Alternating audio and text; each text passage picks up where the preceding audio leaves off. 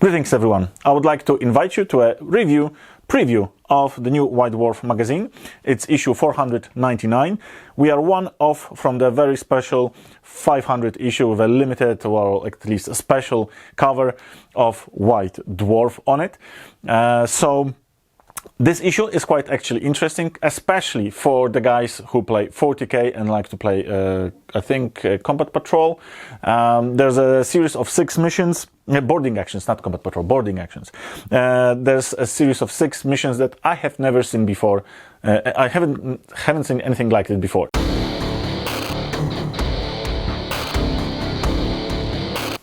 So let's have a look inside the magazine. At first, we're going to look at the contact zone. We've got plenty of good works from the readers of the magazine, and especially Kragnos, which is, I can see that it's painted really nice. But from what I can gather from looking into the picture, these are really simple techniques executed perfectly. So I think that from technical standpoint, this is very achievable work for any one of us. But plenty of work obviously have been put in by Waldo Büchner into this model, and I really like this model. So I'm really happy that it's sort of like it has its own spotlight. Of course, later on we've got other models, and we've got this little thing that apparently stirred some controversy online. From what I've heard, there's some fishy going on. I mean, there's something fishy about this guy who seems not to be so crystal clear in his own personal life. I'm not sure how deep we should look into some painters' personal life too, and evaluate them on that. But obviously, if someone is sort of how do you say it, like doing things like that, they should be open for criticism. And to be honest, I know that it might be controversial painting Marines like that for some of the hardcore fans. I'm a long-standing hardcore fan of the genre, but I don't mind well-painted miniatures. Whatever you say about these models, these are bloody well-painted models. So if you guys know anything about this guy and about Cerberus XT and about what is going on and why are people angry that he's being promoted or he's being pushed forward, let me know in the comments, because I have no idea what's going on and I've only heard some bits and bobs. In Worlds of Warhammer, we've got an article telling us why some of the factions might be fighting each other. So like Stormcast Eternals, they shouldn't be fighting each other, right? They are the good guys, and on the table, it might appear that you and your friend come to a game and you both have Stormcast Eternals. Why would you fight against each other? If, let's say, you wanted to do a little bit of narrative story behind your game. In Access Granted, obviously, we've got additional challenges, additional campaign rules, and additional progress from the guys from the studio. And we've got Resilient Backbone, which is a mission for 40k, also available on this thick sheet. And then we've got a mission for Sigmar, which is also available on additional sheet included in the magazine. Then we've got special cards for Warcry mission. It's like a mission generator, like you can see battle plan generator. You can roll, you can cut these cards out, whatever you do, have fun. In basic training, we've got Sigmar charging and moving your models in priorities, and there's a challenge for you again to sort out. They are quite easy for experienced gamers, but they might appear to be a challenge for beginners. In Hobby Hagaunt, we've got a second part of the article on how to choose your color scheme and how to prepare it, and this is done on the Tyranids faction and some hobby hacks on Stormcast Eternal. Then in Satellite Uplink, we've got Redditch Tabletop Gamers Club that is being presented. They are showing off their huge game. I think 9 players played the boarding action game. So, some cool activity going on in that club, and obviously a showcase of their own models from their own members and so on.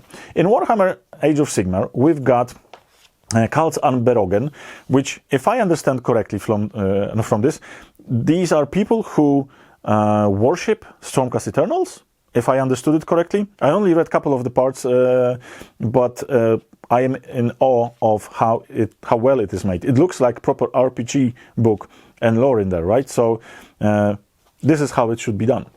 Then we've got a really quick and short story in World of Warhammer Age of Sigmar, and then rules of engagement by Jimbo.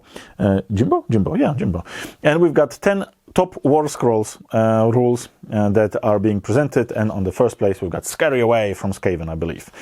Then we've got additional rules for Warcry, Bladeborn, I think it's additional campaign, and additional factions actually, Syrenis Razors, the Thricefold Discord, Dagok Stab Lads, Zondara's Grave Breakers, Brethren of the Bolt, and Skinnerkin. So you can find these over here, print them out, play them during your games. Now, in Warhammer 40k section is one of those things that I've mentioned in the beginning, in the intro, that is actually quite interesting, but let's get to that.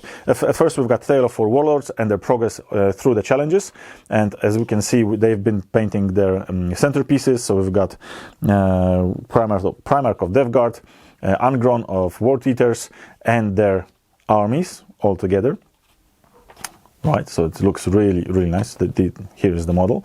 Then we've got Swarmlord and, oh Jesus, Lemon Rust tank, that's what I wanted to say. No, Rogaldorn battle tank. Not Lemon Rust, Rogaldorn tank. And the faction that is like split between two factions. The army is split into factions. Right. In Mysteries of the Cryptex, we've got a little bit of lore that is actually on Cryptex, but it's actually an intro to what's coming. And if you read through it, you will know what's going on, and you will see the additional next article, I think. Yeah, no, not yet. Sorry. We've got a short story, Adeptus Mechanicus, going into a place where there's plenty of Necrons, and it's only part one of many, so it ends in a sort of a cliffhanger. And then Temporal Abnormalities, which is somehow connects to the Cryptex, I believe, and that's why it's done this way. But this is one of those most interesting things that I've seen in a while, to be honest. They've introduced a game to play in both past and present. So as you can see, we've got past stage and present stage, and whatever you do in past stage influences the present stage.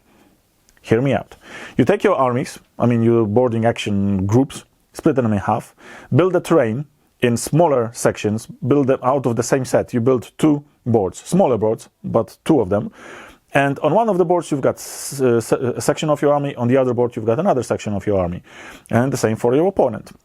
Whatever you do on the past board influences what happens on the present board. So, I don't know which mission exactly is which, but here's the thing. Right, so temporal detonation, you can in past put a detonation, explosives, and they will explode when, activated in the present. For instance, in this one, temporal casualty, you can close the hatch doorway in the past, and they will be closed in the present. Whoever is in the doorway is going to get killed.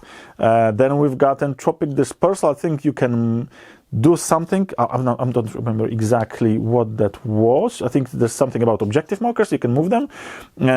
In this one, missional crystal seeding, you can do something on those areas and put some objective markers, and then the zone disappears. So if your unit on the present board is here, and on the past board your unit is also here, you can go there, put an objective, and it's going to appear in the present, or something similar. Then we've got a drift in the warp, and I think you could move from one of those. You could move, yeah, I think in this one, you could move between the maps. So basically a unit could go from here, from past board to a present board, which bolstering one of your boards. And in Chem Harvest, I think you could put chemicals on the board, and then could be activated or used for some reason. Anyways, then we've got, so I think that's quite interesting. Let me go back to it. I think that's quite interesting. I haven't seen such creative missions in a long while, to be honest, in White Dwarf. So it's good that they are trying to introduce something special, something that you and your friends might do for fun after a couple of beers or just being bored of normal games. But now it's here in White Dwarf. It's done for you, so I think it's good. Then we've got Necron Dynasties.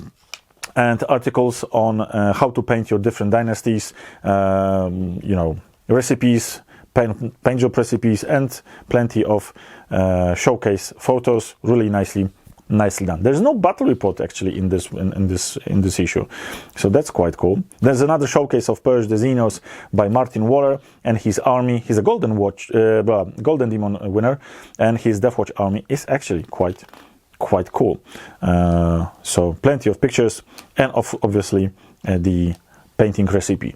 Then we've got Streets of Death. There's additional rules for playing your campaign in Necromunda, some units, rules for the units, and at the very end we've got Legacy of Defiance, 4th part of the story. So we've got 6 pages of that. We've got a solution for Orders Sir, the answers obviously, and then we've got that's it. That's the issue 500 for you guys. Thank you guys for being with me during this review. I've been doing the reviews of White Dwarf for quite a while. I had a huge gap. I haven't done it in a while. I decided to do it for this issue, especially to see what's the interest on my old English channel. I hope that you enjoyed it. If you did, please leave a thumbs up and subscribe to the channel if you want.